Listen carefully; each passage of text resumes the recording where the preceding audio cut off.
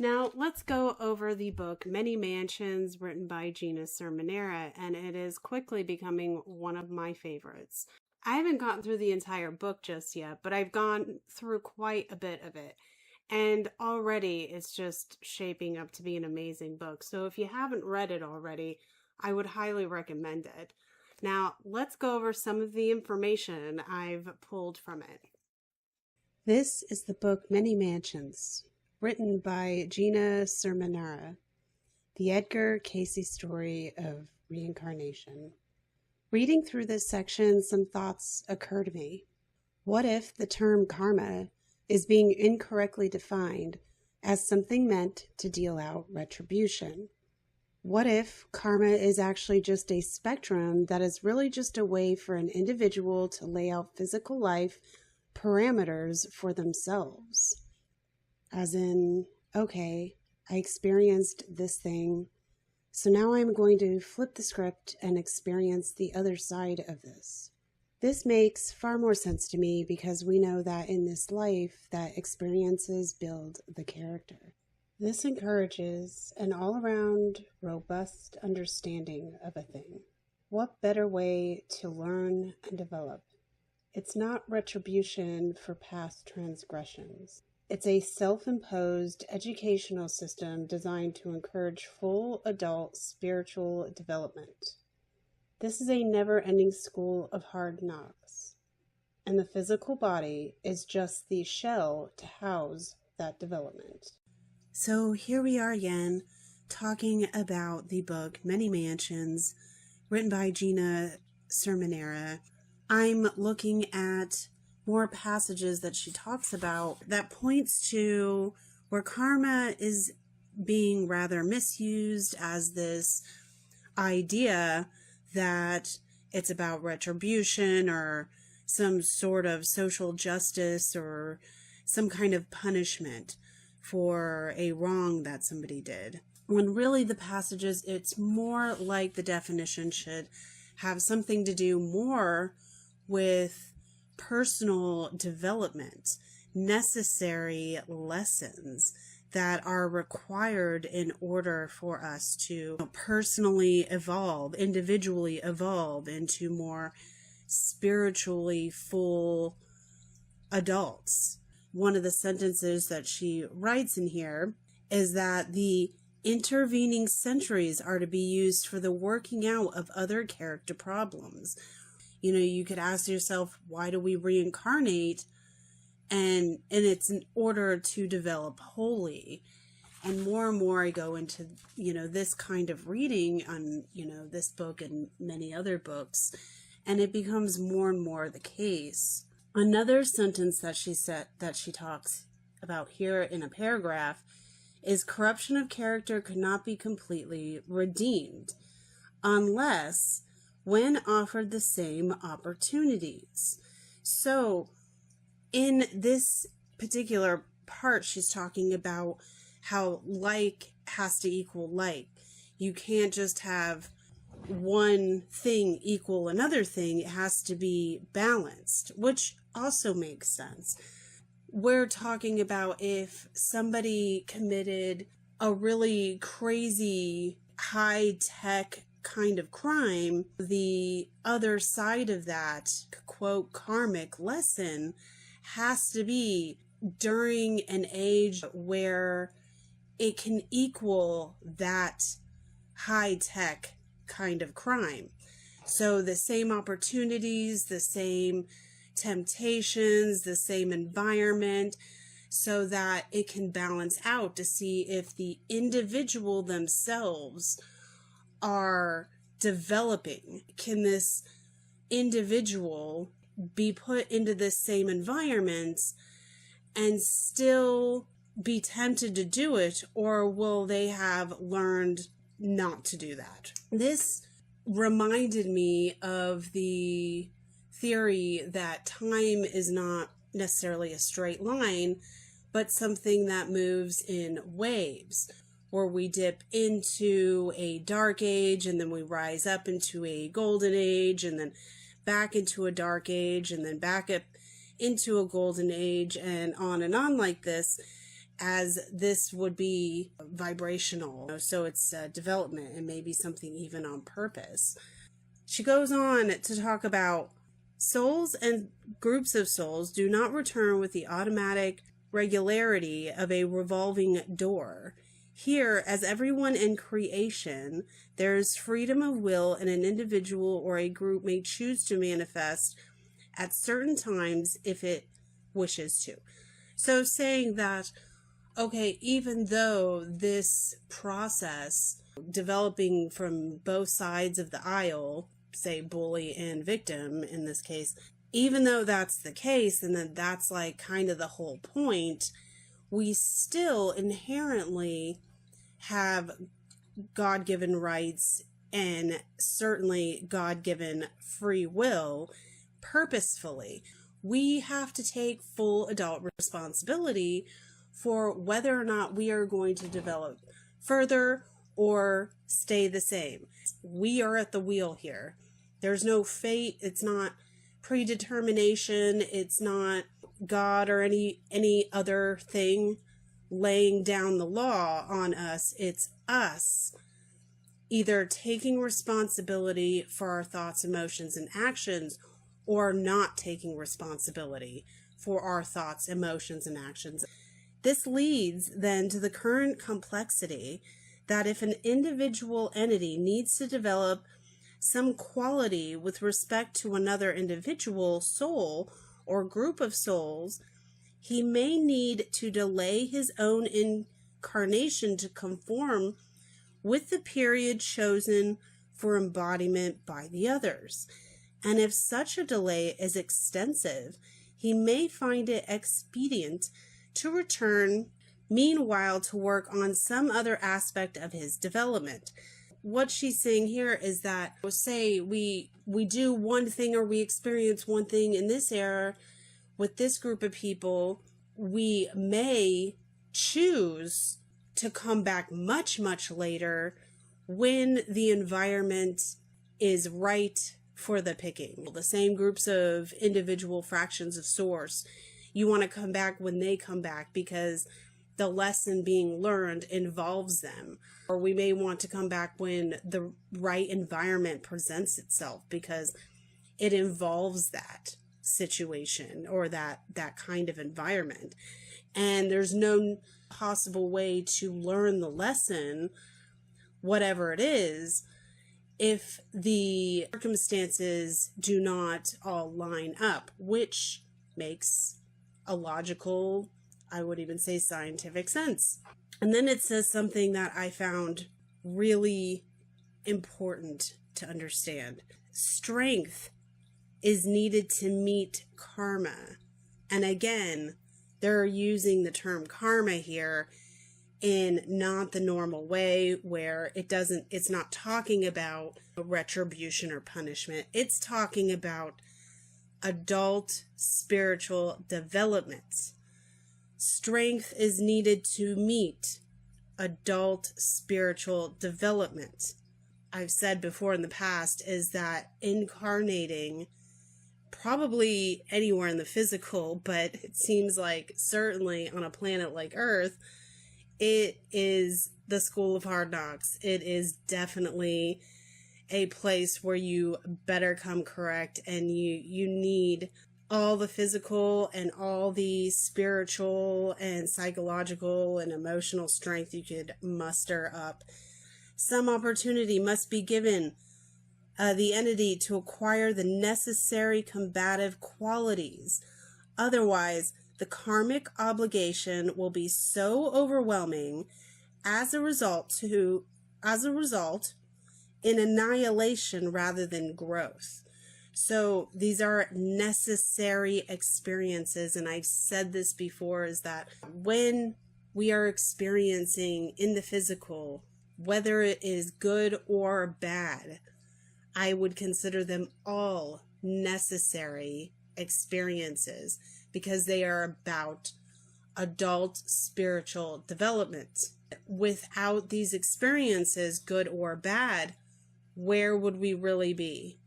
Where would we be in our progression? The last little point I'm going to make before we close this out for today is that she writes, a matter of inner capacity rather than outer restriction.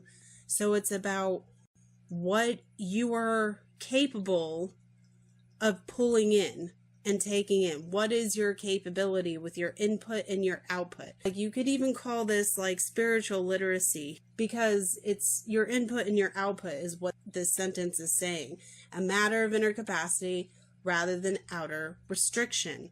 It is spiritual literacy. And then it goes on to say necessary experiences for the acquisition of certain positive qualities. And that is the gold star for the day.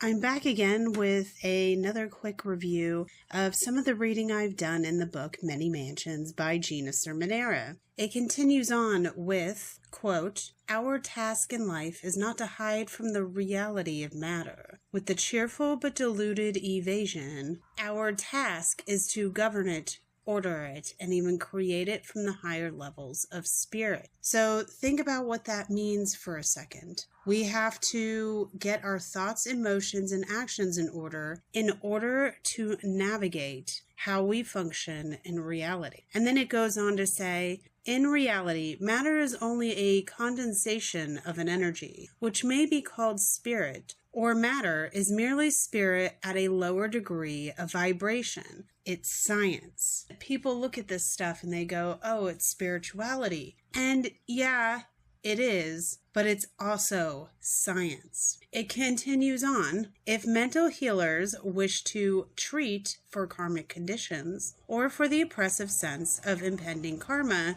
the treatment, it seems, should make honest acknowledgement of past obligation, then express honest willingness to meet that obligation, and finally affirm that particular strength, the absence of which led to the karma to begin with. So that's all about taking personal responsibility. It's about understanding that your, quote, karma is not about you paying for your sins. It's not about retribution. It's not about revenge. You're not being punished for anything. It's about balancing the scale and understanding the experiences from both sides of the aisle. It continues on. This fact should not be a source of fear or anxiety, and this for two reasons. First, sufficient unto the day is the evil thereof, is a maxim that applies not only to the living of each day with unconcerned tranquility, it applies also to the living of each life in the calm assurance that whatever may be its hardships, the individual portion is just one, tempered to individual strength.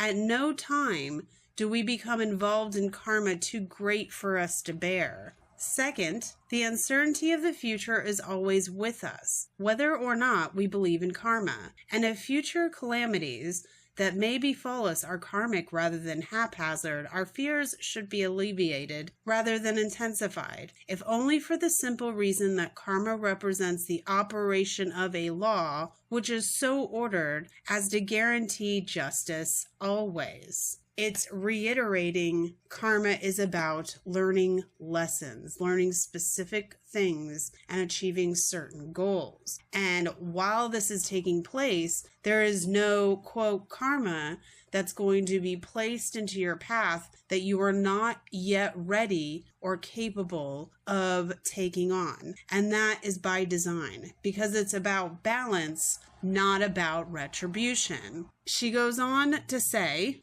and I would consider this some food for thought, it is understandable in a man to fear future hardships, but it is not becoming in him to fear future hardships that come to him justly, for the sake of his education and the expansion of his consciousness. What this means is that even though you may have some reservations about what's to come, about how it's going to happen, about what the consequences will dish out, for us to be quivering cowardly as a result of these future maybe sort of situations, it's just not fitting. For us to be fearfully cowering in the shadows in order to try to hide away from the lessons that are to come, this is just not commendable behavior. Face your demons, as they say, in order to develop yourself.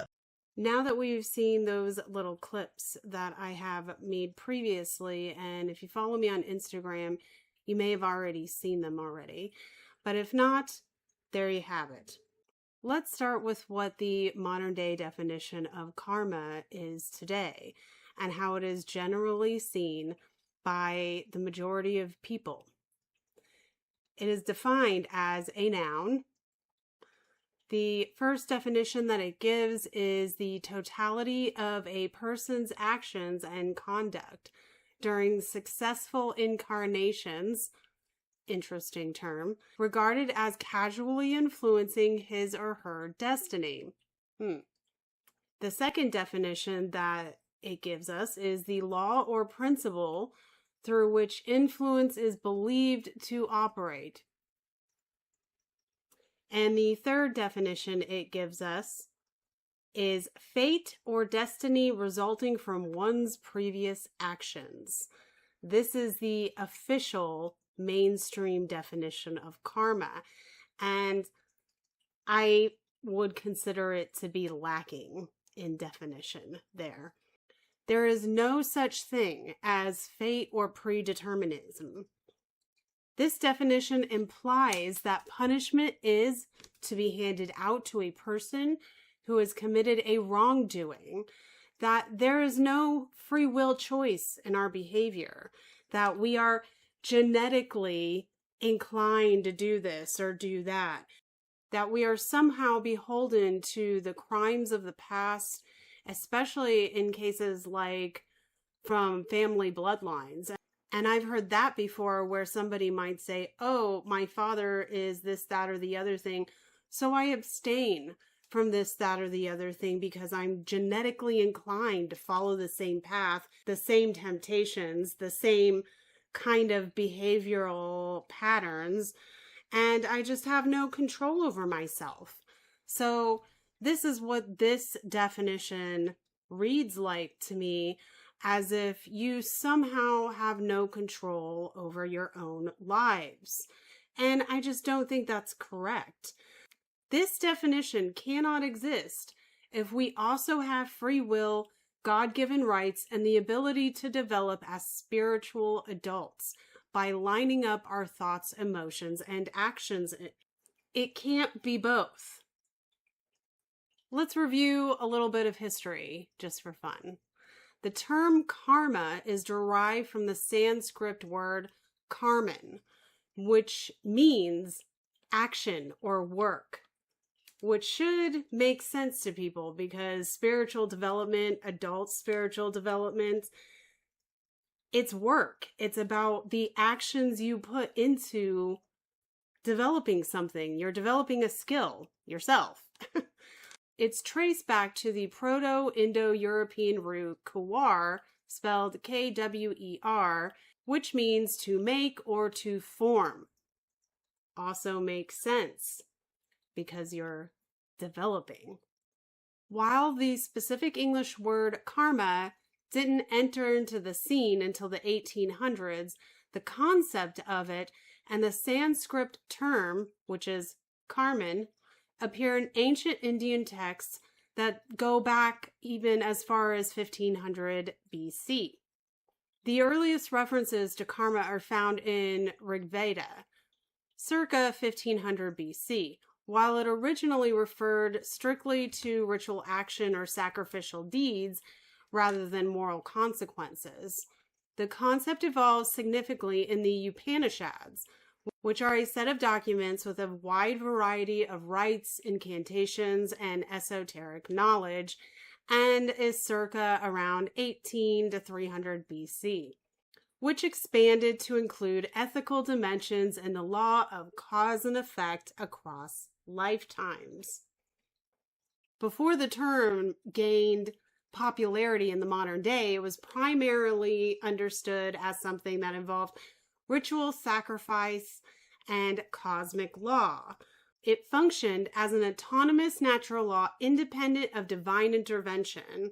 While I'll say God definitely exists and God's law definitely is in place, at the same time, we have free will choice on how we're going to operate within this beautiful reality that we live in. And it's about what we do and how we behave and how we function out there in reality. We have the free will choice on how we're going to operate within this beautiful reality we live in. It's made to be that way so that we can spiritually develop into adulthood.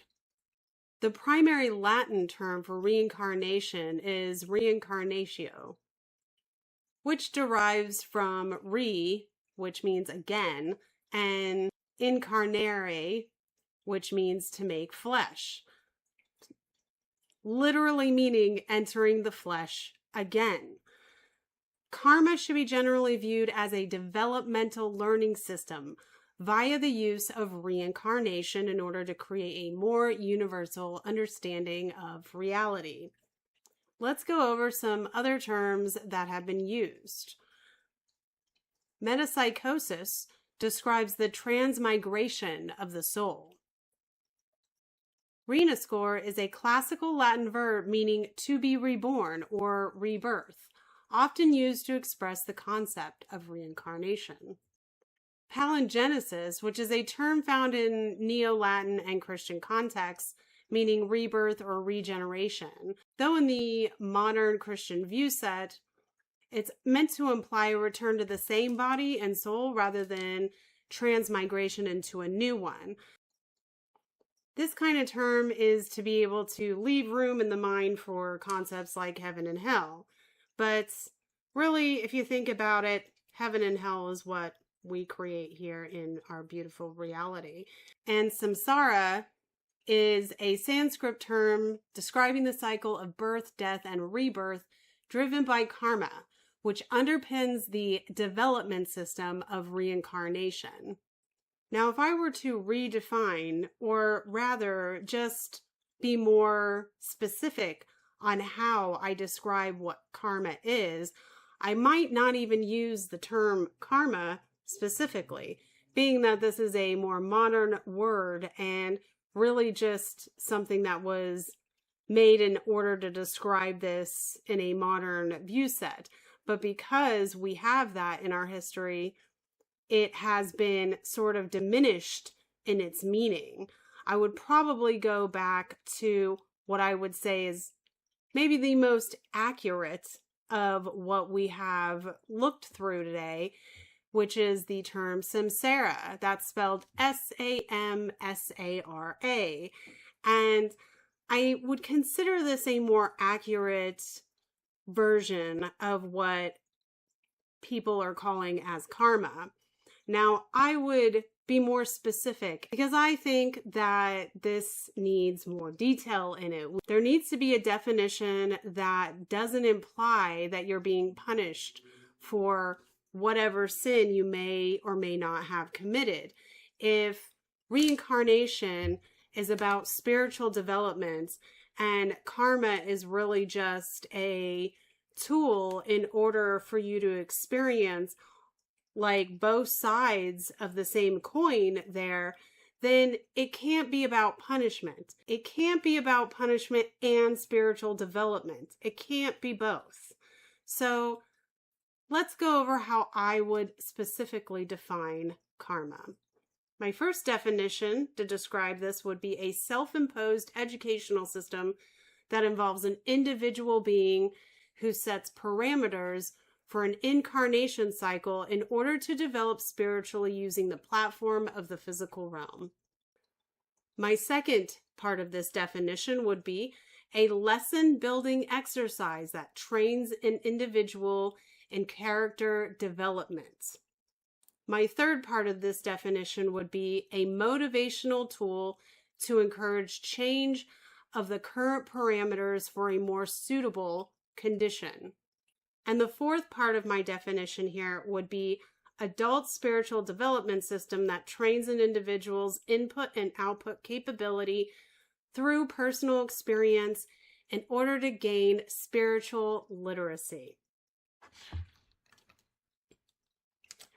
Now, I think that's all I really got for you today. I hope you were able to take away some useful food for thought information at any rate from this video.